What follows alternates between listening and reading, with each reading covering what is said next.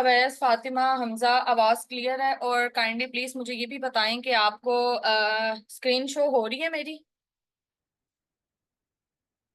Screen clear है आप लोगों को? बताइएगा जरा। फरीहा बच्चे, चलें, डन हो गया। अच्छा, मुझे ये बताइएगा कि आप लोगों में से सबने लेक्चर नंबर 1 कंप्लीट सुन लिया है? लेक्चर नंबर 1 आप लोगों का हो गया है ना? कोई ऐसा स्टूडेंट जिसका भी लेक्चर नंबर 1 रहता हो? कंप्लीट हो गया? कोई ऐसा मसला या कोई ऐसी बात जो आप लोगों ने पूछनी हो, जो ना समझ में आई हो? क्लियर है सबको पिछला लेक्चर?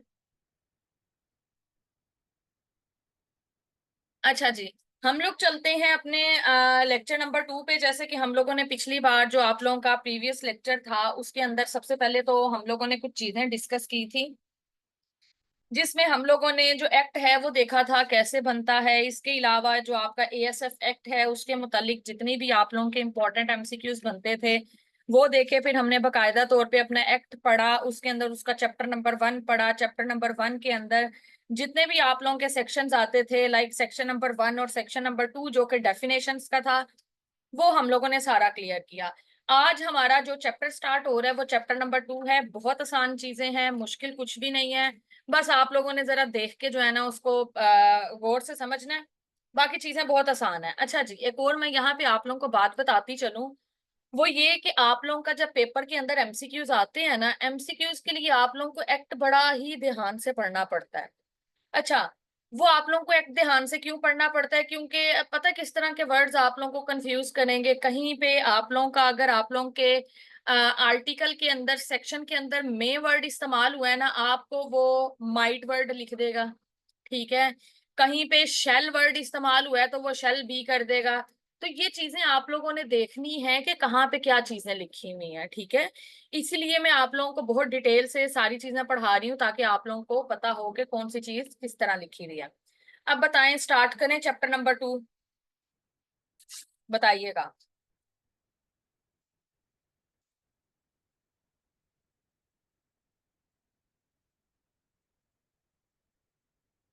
जाग रहे हैं सारे? एक दफा हाजिरी लगवाएं। जाग रहे हैं? उठे हुए हैं? थके तो नहीं हुए?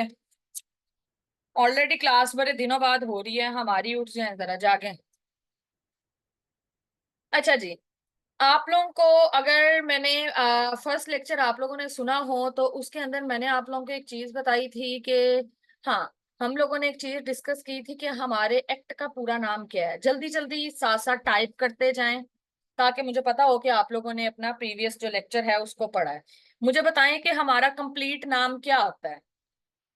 अगर वो ऑप्शन में पूछे कि बताएं भाई आप लोगों का जो एक्ट है एएसएफ उसका कंप्लीट नाम क्या है, तो आप लोग क्या बताएंगे? पहली बात। अच्छा, परफेक्ट हो गया, बिल्कुल ठीक बताया आपने फरीहा। अच्छा, उस एक्ट के बाद अगर हम लोग पीछे जाएं तो आप लोगों को मैं पीछे लेक्चर में आप लोगों को बताती हूँ, डॉक्यूमेंट में, कि आप लोगों को एक्ट के नीचे ये लिखा हुआ है एक्ट नंबर 77 ऑफ 1975। ये चीज याद रखनी है। हमजा, फरीहा, अवैस, आप सबने ये चीज याद रखनी है। फातिमा बिल्कुल ठीक है।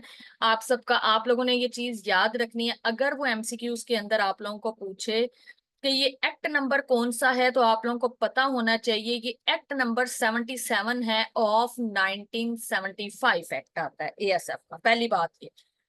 दूसरी बात ये है कि आप लोगों का जो एएसएफ एक्ट है वो पहले एक्ट पास नहीं किया गया था, वो पहले ऑर्डिनेंस पास किया गया था। ठीक है? ये चीज याद रखनी है, पहले ऑर्डिनेंस पास किया गया था। ऑर्डिनेंस जो पास किया जाता है वो आप लोगों का प्रेसिडेंट उसकी कह लें कि परमिशन दे देता है। ठीक है? या वो आपकी पार्लियामेंट से पास होकर नहीं आता।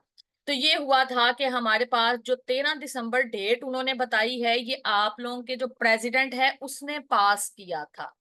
और एक और चीज मैं आप लोगों को यहाँ पे बता दूं कि आप लोगों का जो ऑर्डिनेंस की लाइफ होती है, ठीक है, ऑर्डिनेंस जो बनाते हैं उसकी जो लाइफ होती है वो 120 डेज होता है। 120 डेज के बाद आप लोगों का जो ऑर्डिनेंस है वो ऑटोमेटिकली खत्म हो जाता है। 13 दिसंबर 1975 में आप लोगों के प्रेसिडेंट ने पहले ये ऑर्डिनेंस पास किया, फिर जो है ये पार्लियामेंट से पास हुआ। डेट बताएं कौन सी डेट को पास हुआ, मैंने लिखवाई थी 18 दिसंबर 1975 में। फिर इसको बकायदा तौर पे पब्लिश किया गया, एक्ट बनाकर इसको पब्लिश किया गया। ये दोनों डेट्स आप लोगों ने याद रखनी है। अगर वो आपसे पूछे कि पार्लियामेंट से पास करके पब्लिश कब हुआ, वो 18 दिसंबर आता है। अगर वो आपसे ये पूछे कि आपके प्रेसिडेंट ने कब इसको पास किया था, तब आप लोगों ने 13 दिसंबर लिखना है। अगर वो पेपर में आपसे पूछे कि एक्ट नंबर कौन सा है, तो आप लोगों को पता होना चाहिए एक्ट नंबर 77 है। अगर वो आप लोगों से जर्नल क्वेश्चन ये पूछ ले कि भाई जो आप लोगों का ऑर्डिनेंस है उसकी लाइफ कितनी है, तो आप लोग बताएंगे 120 डेज अप्रोक्सीमेटली। मेरे ख्याल से आप लोगों के 4 महीने बनते हैं 120 डेज, ये चीज याद रखिएगा। अच्छा, एक और चीज मैंने आप लोगों को ये बताई थी कि हमारे पास जो हेड ऑफ एएसएफ होगा, हेड ऑफ एएसएफ जो होगा वो कौन होगा? आप लोगों को मैंने कहा था या तो एफसी होगा, एफसी कह लें, या आप लोग डीजी कह लें, ठीक है। फोर्स कमांडर अगर लिखा होगा तब भी ओके है, अगर वो डीजी डायरेक्टर जनरल लिखा होगा तब भी ओके है, ठीक है। तो परेशान नहीं होना कि अगर वो डीजी की जगह एफसी का वर्ड इस्तेमाल कर दे, आप कंफ्यूज हो जाए। हमने तो पढ़ा ही डीजी था, ये एफसी कहाँ से आ गया, फोर्स कमांडर, ठीक है। तो आप लोगों के ये दोनों नाम एक ही आते हैं। और आप अब जो आप लोगों का करंट जो एफसी है, जो डीजी है, वो अदनान आसिफ है, मेजर जनरल अदनान आसिफ, ठीक है।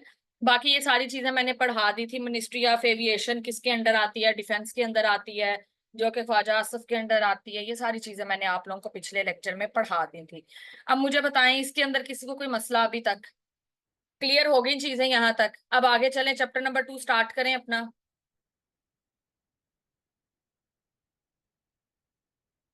अच्छा जी, स्टार्ट करते हैं हम लोग। हमारे पास आता है चैप्टर नंबर 2 सेक्शन नंबर 3। वो कहता है power to constitute and maintain airport security force. And आप देखें वो कह रहे हैं airport security force and its function. अच्छा जी, अब वो यहाँ पे आप लोगों से बात करने लगे हैं कि भाई आप लोगों के एयरपोर्ट सिक्योरिटी फोर्स के फंक्शन क्या क्या है, ठीक है।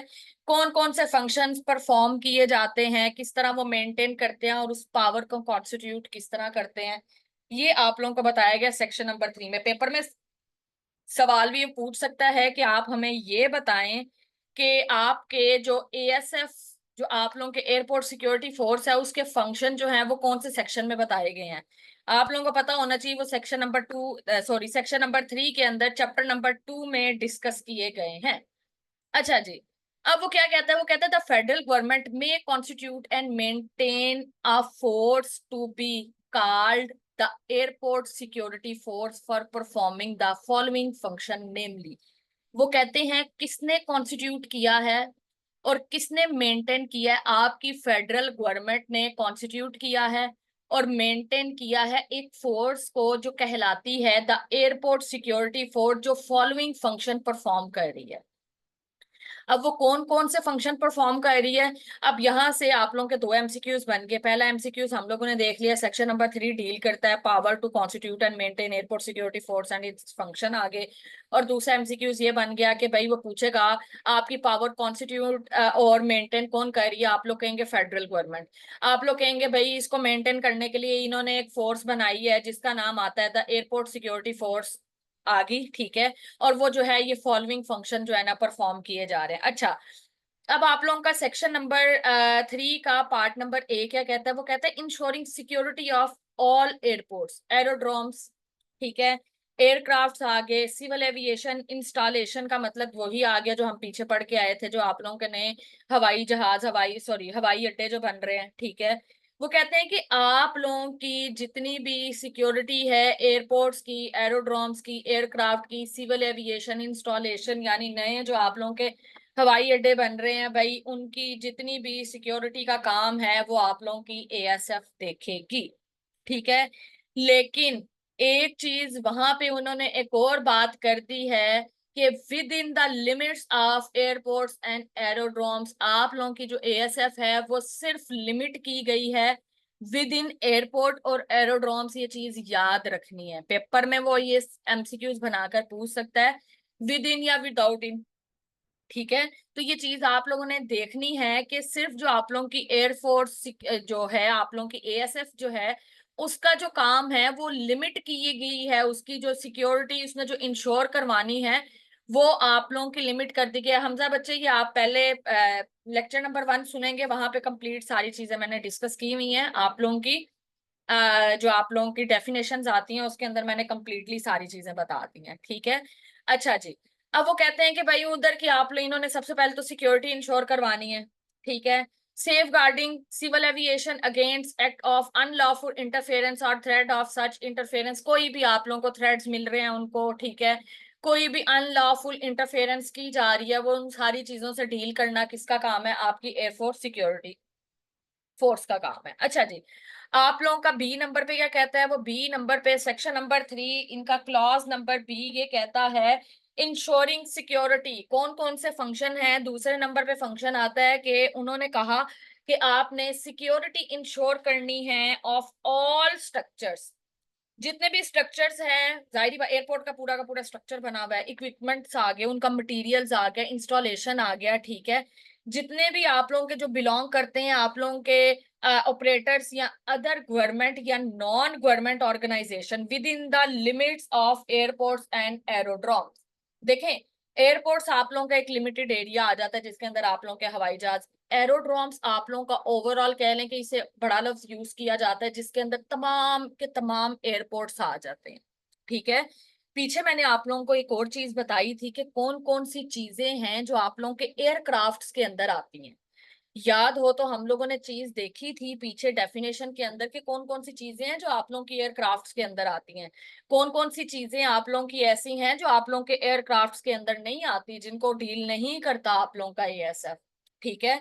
जैसे अब आप कह लें पैराशूट कोई जा रहा है आप लोगों का एयरपोर्ट से, हालांकि वो भी हवा में ही जा रहा है, ठीक है, लेकिन आप लोगों का एएसएफ का कोई लेना देना नहीं है, ठीक है, इस तरह की चीजें नहीं होंगी। अच्छा, अब वो कहते हैं कि भाई जितनी भी सिक्योरिटी आती है, लाइक आप लोगों के एयरपोर्ट का कोई स्ट्रक्चर आ गया, आप लोगों के जहाजों का कोई इक्विपमेंट्स आ गया, उसका कोई मटेरियल आ गया, चाहे वो गवर्नमेंट का है चाहे वो नॉन गवर्नमेंट ऑर्गेनाइजेशन है, आप उनकी जो सिक्योरिटी को इंश्योर करवाना एएसएफ का काम है। फिर बात वहीं पे आ गई, उनकी सिक्योरिटी भी इंश्योर करवानी है उन्होंने within limit of airports and aerodromes, उनके लिमिट में रहते हुए, बाहर कहीं नहीं निकल सकते, ठीक है, उसी एरिया के अंदर रहते हुए इन्होंने करवानी है। अच्छा जी, अब बात करते हैं आप लोगों का जो क्लॉज सी है और जो क्लॉज डी है वो खत्म कर दिया गया है, जैसे ओमिटेड हो गया, खत्म कर दिया गया है, ठीक है। जब अमेंडमेंट हुई तो उस टाइम पे इसको खत्म कर दिया गया। अच्छा, आप लोगों का ई नंबर क्या कहता है? वो कहता है ensuring the proper conduct of person and airport and aerodromes including control of surface vehicles and drivers within the limit of airports and aerodrome। भाई आप लोगों ने इनका एएसएफ का काम ये भी है कि आप लोगों ने प्रॉपर इंश्योर करवाने हैं वो लोग एयरपोर्ट और एरोड्रोम्स के अंदर जो कंट्रोल करेंगे, ये आप लोगों की कह लें कि जो ड्राइवर्स आते हैं, ठीक है, जो आप लोगों की कैब्स यूज की जाती हैं, ठीक है, आप लोग ये लोगों का लगेज लेकर आना लेकर जाना। अब आप लोगों ने अक्सर एक चीज देखी होगी कि कभी कभार इस तरह होता है कि जब आप लोग एयरपोर्ट से जाते हैं अपने हवाई जहाज की तरफ जाते हैं तो वहां से लेकर आप लोगों के जो हवाई जहाज तक, जो आप लोगों के एरोप्लेन तक, आप लोगों को जो आप लोगों का सामान है बसेस भी लेकर जाते हैं। कुछ लोग तो हैंडबैग ला गए, लेकिन बाकी जो सामान होता है वो आप लोगों की बसेस के जरिए जाता है, ठीक है। और दूसरी बात बोर्डिंग के बाद की बात कर रही हूँ, जब आप लोग उतरते हैं वहां से। उसके अलावा आप ये चीज देखें कि कभी कभार इस तरह होता है कि जब आप बोर्डिंग के लिए जाते हैं, चले जाते हैं अंदर, तो वहां जाके आप लोगों का जो एरोप्लेन है वो बहुत दूर खड़ा होता है, और वो जो आप लोग जितने भी मुसाफिर होते हैं उनको एक बस के अंदर बैठ के अंदर जाना पड़ता है। तो इस तरह के जो लोग हैं जो एयरपोर्ट के ऊपर रखने हैं, ठीक है, वो भी आप लोगों का जो फंक्शन आता है वो आप लोगों का एएसएफ का फंक्शन आता है कि उन्होंने प्रॉपर बंदे हायर करने हैं जो एक्सपीरियंस्ड हो, उठा के मुंह उठा के कोई लोकल ड्राइवर नहीं वो रख सकते, ठीक है। और इसकी भी जो उनकी कह लें कि जो पावर है वो लिमिट है, जो उनके फंक्शन है वो लिमिट है एयरपोर्ट्स और एरोड्रोम्स के अंदर। अच्छा जी, आप लोगों का क्लॉज एफ क्या कहता है? Ensuring security of aircraft passenger baggage cargo mail, ठीक है, within the airport limit, सारी चीजें वही आ गई। अच्छा, मेल का क्या है? चीजें आ जा रही होती हैं, कभी कभार कागजात आ जा रहे होते हैं, वो सारी चीजें जो है ना वो इंश्योर, उसकी सिक्योरिटी इंश्योर करवाना आप लोगों के एएसएफ का काम। अच्छा, इसके अलावा जी वाला कहता है journal maintenance of law and order. आप लोगों का जो लॉ एंड ऑर्डर को मेंटेन करना है कि भाई फलानी जगह पे बंदे का दाखला ममनू है, वहां पे नहीं जाएगा, फलानी जगह पे बंदा जा सकता है, फलानी जगह पे हमारे ये बंदे जाएंगे, फलानी जगह पे हमारे पैसेंजर्स नहीं जा सकते, यहाँ से आप अपना बैग कलेक्ट करेंगे, यहाँ पे आप इस तरह करेंगे। तो इस तरह जो लॉ एंड ऑर्डर मेंटेन करने का काम भी आप लोगों के एएसएफ का है, यानी एयरपोर्ट सिक्योरिटी फोर्स का आता है। फिर बात वहीं पे आ जाएगी कि लिमिट्स ऑफ एयरपोर्ट्स एंड एरोड्रॉम्स। ठीक हो गया। अच्छा जी, इसके अलावा वो ये कहता है कि अगर, अब देखें यहाँ पे मैं एग्जांपल देती हूँ, वो कहते हैं कि अगर कभी कभार ये हो जाए कि आप लोगों के एयरपोर्ट के ऊपर कोई इस तरह का हो गया, कोई बंदा कोई इस तरह की चीज ले आया, कोई बॉम्ब ले आया, कोई कुछ चीज ले आया, तो इस तरह के हालात में पुलिस बीच में इन्वॉल्व हो सकती है। आपकी एयरपोर्ट सिक्योरिटी फोर्स पुलिस को कॉल कर सकती है, वो पुलिस बुला सकती है। ठीक है। इसके अलावा वो कहता है कि other such function as a federal government may by notification in the official gazette require the force to perform. वो कहते हैं कि इसके बाद अगर जरूरत पड़े, ठीक है, अगर आपका जो फेडरल गवर्नमेंट है अगर उसको जरूरत पड़े कि वो सोच रहे हैं ये कि भाई ये वाला भी हमें फंक्शन ऐड कर देना चाहिए, तो वो अगर कोई भी ऑफिशियल गैजेट के अंदर आप लोगों को कोई नोटिफिकेशन जारी करते हैं कि भाई ये फंक्शन भी एएसएफ परफॉर्म करेगा, तो वो फंक्शन भी उनको परफॉर्म करना पड़ेगा। लेकिन बात यह है कि वो फंक्शन आप लोगों का federal government by notification in the official gadget पहले पब्लिश किया जाएगा। ठीक है। फिर आप लोगों की जो एएसएफ है वो फंक्शन परफॉर्म करेगी। तो ये आप लोगों का आता है जो सेक्शन नंबर 3 है, उसका क्लॉज नंबर 1 कह लें, उसके आगे sub section A B C हम लोगों ने देखे सारे। अब इसका जो क्लॉज नंबर 2 है वो देखते हैं। In the discharge of their function the officers and members shall be guided by and the act accordance with this act and the rules and regulation. वही बात की गई है कि भाई जितने भी यहाँ पे मेंबर्स और ऑफिसर्स हैं सबके ऊपर ये एक्ट जो है वो लागू होता है। एक्ट नंबर 1975 के तहत उन सबको ये फंक्शंस परफॉर्म करने पड़ेंगे। ये आप लोगों का सेक्शन नंबर 3 है, कोई चीज मुश्किल नहीं है, सिंपल उन्होंने सिर्फ बताए हैं कौन कौन से फंक्शंस आते हैं। आगे हम लोग चलते हैं अपने सेक्शन नंबर 4 की तरफ। अच्छा जी, अब वो कहता है constitution of the airport security force. Airport security force के अंदर भाई अपॉइंटमेंट कौन करेगा? ठीक है, अपॉइंटमेंट भी तो करनी है ना। आपका एफसी कौन लगाएगा, आपका डायरेक्टर जनरल कौन लगाएगा, आपके रैंक्स, आपके नंबर ऑफ ऑफिसर मेंबर्स कितने होंगे, वो भी तो किसी ने काम करना है। तो वो देखते हैं अब इसके अंदर के भाई आप लोगों के एयरपोर्ट सिक्योरिटी फोर्स के अंदर जो आप लोगों का कॉन्स्टिट्यूशन, यानी जो आप लोगों के बंदे हायर किए जाते हैं या जो बंदे फायर किए निकाले जाते हैं वो किस तरह निकाले जाएंगे। अच्छा, वो कहता है the head of force shall be a director general appointed by the federal government. Director general की जगह आप लोगों को फोर्स कमांडर का वर्ड भी इस्तेमाल किया जा सकता है। याद रखिएगा, बार बार बोल रही हूँ कि डायरेक्टर जनरल की जगह आप लोगों को फोर्स कमांडर का वर्ड भी इस्तेमाल किया जाएगा। घबराना किसी ने नहीं है, दोनों वर्ड सेम है। वो कहते हैं कि भाई जो हेड ऑफ द फोर्स है, ये एमसीक्यूज अभी मैं पीछे बताकर आई हूँ कि हेड ऑफ द फोर्स कौन है। पेपर में वो पूछे हेड ऑफ द फोर्स कौन है, फौरन आप लोगों को पता होना चाहिए एफसी है या डीजी है। अब वो कहता है ये एफसी और डीजी है, उसको अपॉइंट कौन करेगा? फेडरल गवर्नमेंट अपॉइंट कर देगी, चुप करके। ठीक है। एक और चीज मैं आप लोगों को यहाँ पे बताती चलूं, आगे सेक्शन में वो पढ़ेंगे आप लोग। आप लोगों के जितनी भी लाइक आप लोगों के एडी आगे 16वें स्केल तक के जितने आते हैं आप लोगों के एएसएफ के आगे, एफआईए के आगे, ठीक है, इसके अलावा आईबी के आगे, जितने भी 16वें स्केल तक के लोगों को हायर करने का काम आप लोगों की फेडरल गवर्नमेंट करती है थ्रू एफपीएससी। ठीक है। बाकी उससे नीचे जितने भी रैंक आते हैं, लाइक आप लोग ड्राइवर ये हायर कर रहे हैं, कांस्टेबल आगे, ठीक है, इस तरह की जितनी भी छोटी रैंकिंग है वो फिर इनकी जो अपना डिपार्टमेंट है, एएसएफ का अपना डिपार्टमेंट है, वो फिर खुद हायर करता है। उसकी जो एडवर्टाइजमेंट है, जितनी भी लो पोस्टें आती हैं, बिल्कुल नीचे वाली पोस्टें आती हैं, उनकी जो एडवर्टाइजमेंट है वो एएसएफ एफआईए जिस भी गवर्नमेंट जिस भी ऑर्गेनाइजेशन की आती है वो खुद रखेंगे। ठीक है। बाकी की जो आप लोगों के हेड ऑफ फोर्स हैं, ठीक है, लाइक आप लोगों का डायरेक्टर जनरल है या उसके नीचे की आप लोगों की पोस्ट आती है 16वें स्केल तक की, वो आप लोगों की फेडरल गवर्नमेंट देखेगी, थ्रू एफपीएससी हायर करेगी। लेकिन एक और चीज मैं यहाँ पे आप लोगों को बताती चलूं एज अ नॉलेज, आप लोगों के नॉलेज के लिए, जो मिनिस्ट्री ऑफ डिफेंस है पहले उसके जितने भी पेपर्स होते थे वो आप लोगों का फेडरल गवर्नमेंट लेती थी, एफपीएससी कंडक्ट करता था। लेकिन पिछले साल से उनके 17 स्केल्स के भी पेपर जो है ना, जो मिनिस्ट्री ऑफ डिफेंस है ना, वो खुद ले रही है, यानी मॉड के पेपर वो खुद ही ले रहे हैं। ठीक है। लेकिन अगर हम बात करेंगे कि भाई डायरेक्टर जनरल या एफसी कौन हायर करता है, तो वो आप लोगों की फेडरल गवर्नमेंट उसको अपॉइंट करती है। अच्छा जी, क्लॉज नंबर 2 देखते हैं। The force shall consist of such ranks and number of officer and member and shall be constituted in such manner as may be prescribed by rule.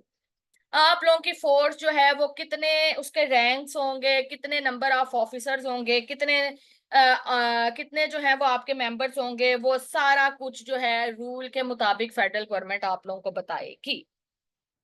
The officers and members shall receive such pay, pension, allowances, and other remuneration, and shall enjoy such leave and other privileges as may be prescribed by rule from time to time। फिर बात वही आ गई कि भाई आपकी federal government जो पे ले रहे हैं, जो पेंशन है, अलाउंसेस हैं, जो कुछ भी इंजॉयमेंट कर रहे हैं, जो से भी पर्क यूज कर रहे हैं, वो कहते हैं कि भाई time to time through rule यानी बाय रूल आप लोगों की फेडरल गवर्नमेंट बताती रहेगी।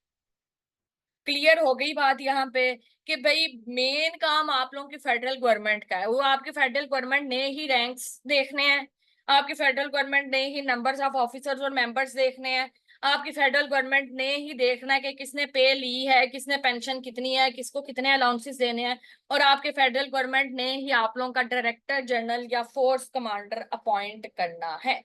ये आप लोगों का सेक्शन नंबर 4 था। अब नेक्स्ट चलते हैं इसके क्लॉज नंबर 4 पे। क्लॉज नंबर 4 क्या कहता है? ठीक है, वो कहता है every officer and member shall receive on his appointment a certificate in the form set out in the second schedule under the seal of director general or such other officer as a director general may authorise in his behalf, and by virtue of holding such certificate he shall be vested with the powers, function, privileges of an officer or member।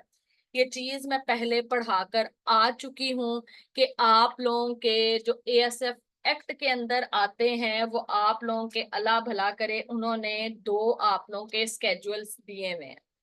पहले section में मैंने बहुत detail से बताया था। Section number sorry आप लोगों के 2 स्केड्यूल आते हैं। एक आता है स्केड्यूल नंबर 1 जो के फॉर्म ऑफ अफर्मेशन है, दूसरा आता है आप लोगों का सर्टिफिकेट, यानी जब वो कह रहे हैं कि जब भी कोई ऑफिसर अपॉइंट किया जाता है, ठीक है, लाइक कोई भी मेंबर है, कोई ऑफिसर है, डायरेक्टर जनरल है या फोर्स कमांडर है, वो पहले ओथ लेता है। ओथ के लिए जो उसको स्केड्यूल दिया जाएगा वो स्केड्यूल नंबर 1 होगा। आप लोगों के अपने डॉक्यूमेंट के लास्ट के ऊपर मैंने ये लगाया हुआ है, ठीक है।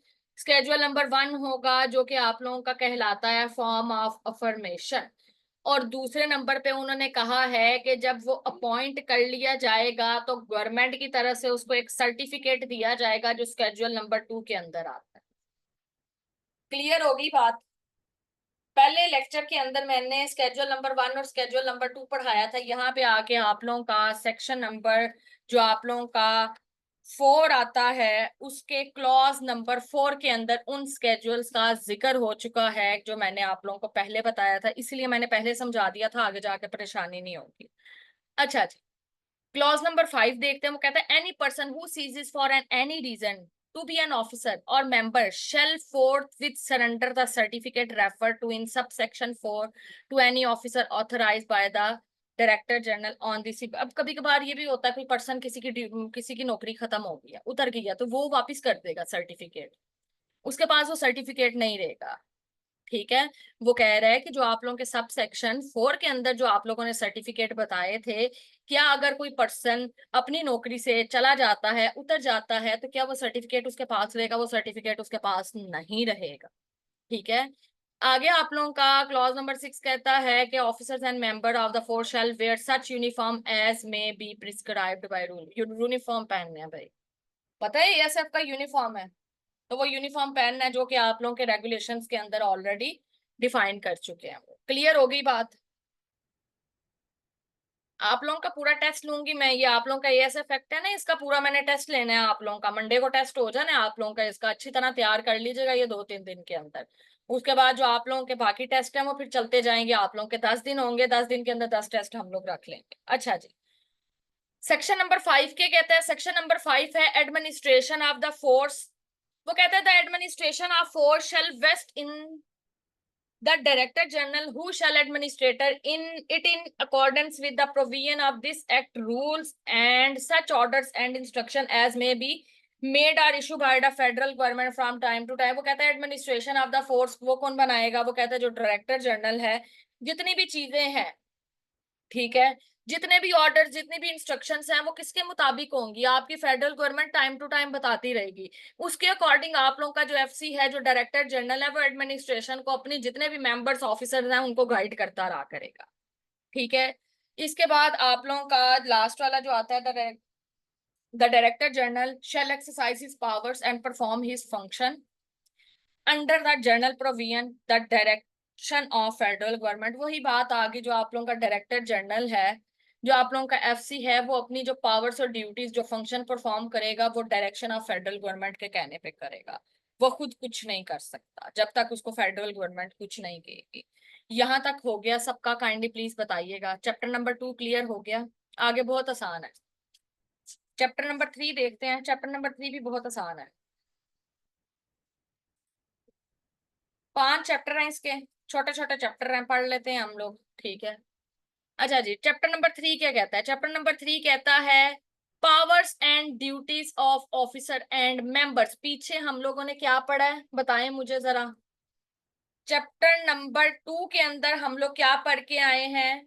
फंक्शंस पढ़ के आए हैं। इसके अंदर हम लोगों ने पावर्स एंड ड्यूटीज पढ़नी है, ठीक है।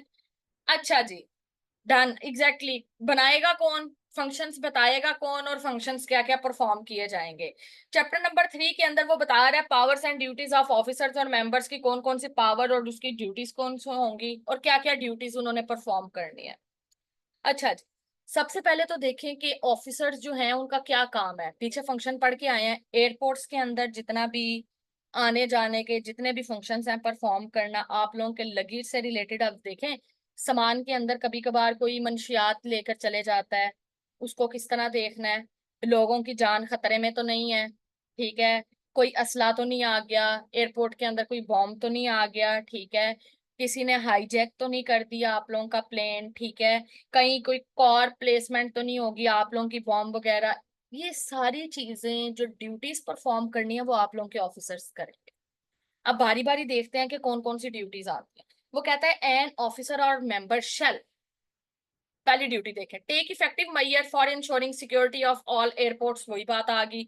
Aerodrome aircraft and civil aviation installment within the limits of airports and aerodromes. वही बात होगी, ठीक है, जो हम पीछे पढ़ के आए हैं। बी नंबर कहता है safeguard aircraft passenger baggage cargo and mail. ये भी वही बात होगी। सेक्शन नंबर जो आप लोगों का 6 का क्लॉज नंबर सी है, वो कहता है prevent unauthorised person and vehicle from the access to the air side or other area. वही बात मैंने पीछे बताई ना कि भाई कुछ जगह ऐसी होती हैं जहां पे लोगों का दाखिला ममनू होता है, लोगों को जाने की इजाजत नहीं होती। ऐसे इलाकों पे, ऐसी जगहों पे, ऐसी एयर साइट्स के ऊपर रोकना किसका काम है? आप लोगों के एयरपोर्ट जो ऑफिसर्स हैं एएसएफ के, उनका काम है। डी नंबर कहता है require the operations of aircraft registered in Pakistan to confirm to prescribed civilisation security requirement. उनको जो जोन सी भी रिक्वायरमेंट होंगी, जो भी आपके एयरक्राफ्ट रजिस्टर्ड है, जो एयरप्लेन्स आप लोगों के रजिस्टर्ड हैं, उनकी बात की जा रही है। एयरक्राफ्ट जो रजिस्टर्ड है उनको किसी भी किस्म का कोई मसला मसाइल होता है, कोई उनके ऑपरेशन यानी चलाने का कुछ भी कोई रिक्वायर होता है उनको, तो उसको देखना और बाकी सारी रिक्वायरमेंट्स पूरी करना, वो किसका काम है? आपके ऑफिसर्स का काम है, एएसएफ ऑफिसर्स का। लास्ट वाला देखेंगे, ये जरा इंपॉर्टेंट है, ई वाला चेक करें। ये इंपॉर्टेंट है, ई वाला क्लॉज जो है ना वो आप लोगों का इंपॉर्टेंट। वो कहता है take effective measure for preventing hijacking, sabotage, placement of car bombs, letter bombs, and dangerous articles, and carriage of arms and ammunition into the restricted areas of the airports, aerodromes, and aircraft, except as authorized person by him, and shall as soon as he detects may contraband on the person or in the baggage of any person checked by him notify it to the custom staff available at the airport or aerodrome for appropriate action under the Custom Act 1969। ये चीज समझनी है आप लोगों ने। अगर आप लोगों का कोई भी प्लेन हाईजैक हो जाता है, कोई बॉम्ब मिल जाता है, कुछ भी इस तरह की खतरनाक काम हो जाते हैं, तो आप लोगों का जो एयरपोर्ट के, जो आप लोगों के एएसएफ के ऑफिसर्स हैं, अगर उस बंदे का बैग चेक करते हैं, उसके अंदर बॉम्ब निकल आता है, मंशियात निकल आती हैं, तो आप लोगों के जो वो ऑफिसर्स हैं वो फौरन कस्टम स्टाफ को बुलाएंगे, उसको नोटिफाई करेंगे कि भाई फलाना फलाना बंदा हमने पकड़ा है, इसके पास से ये भाई साबित निकल आया है, ये चीजें जो है ना बरामद हो गई हैं। अब वो क्या करेंगे, कस्टम ऑफिसर्स का काम है कि वो आगे से उसको क्या करेंगे, सजा देते हैं, क्या करते हैं, उन्होंने कस्टम ऑफिसर्स के हवाले कर देना है। कस्टम ऑफिसर्स जो हैं उसके ऊपर अप्रोप्रिएट एक्शन लेंगे, किसके मुताबिक, अंडर द कस्टम एक्ट 1969। ये इंपॉर्टेंट है, पेपर में आएगा। बात समझ में आ गई है? ई क्लॉज समझ आया है सबको? बताइएगा जरा एक दफा। हाँ ना में बोलें, जल्दी करें।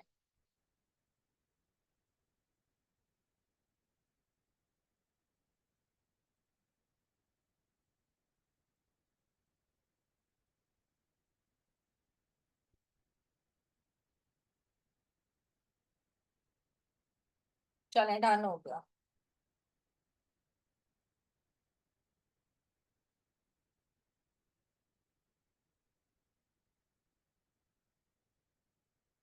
अच्छा जी, आगे चलते हैं।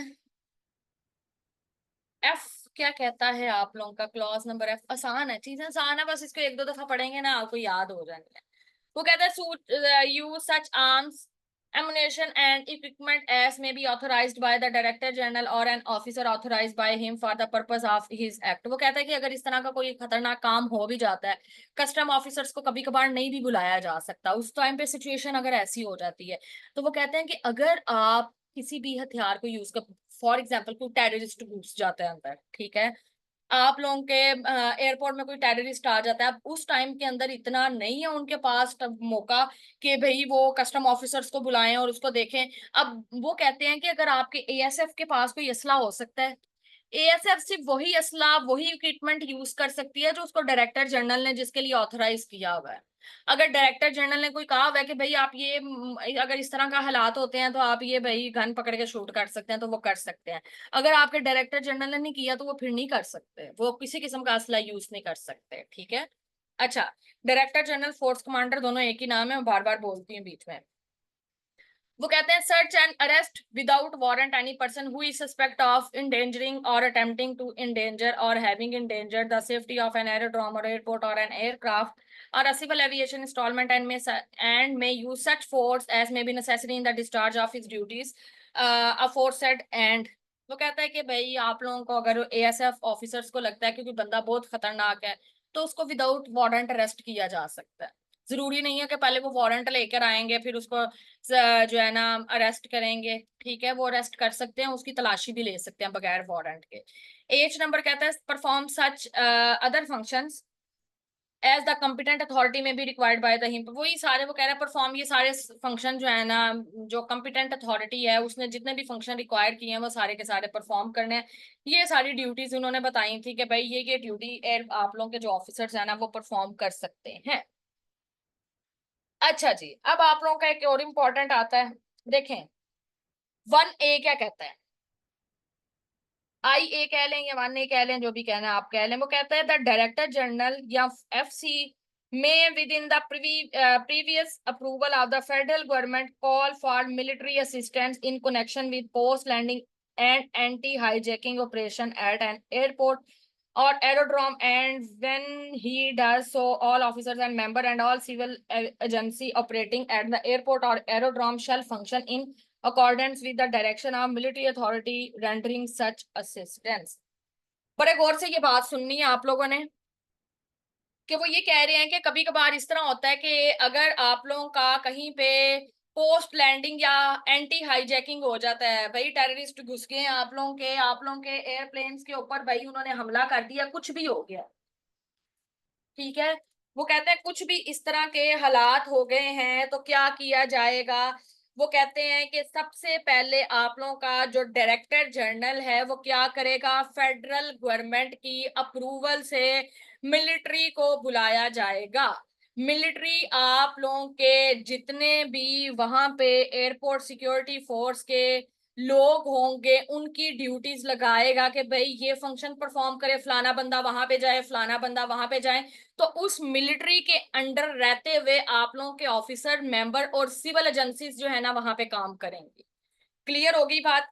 अगर एंटी हाईजैकिंग या पोस्ट लैंडिंग का कोई मसला बनता है वहां पे डायरेक्टर जनरल आप लोगों का फोर्स कमांडर फेडरल गवर्नमेंट की अप्रूवल से क्या करेगा, मिलिट्री को बुलाएगा, फिर मिलिट्री आगे से सबको बताएगी कि भाई ये काम करना है। क्लियर होगी बात।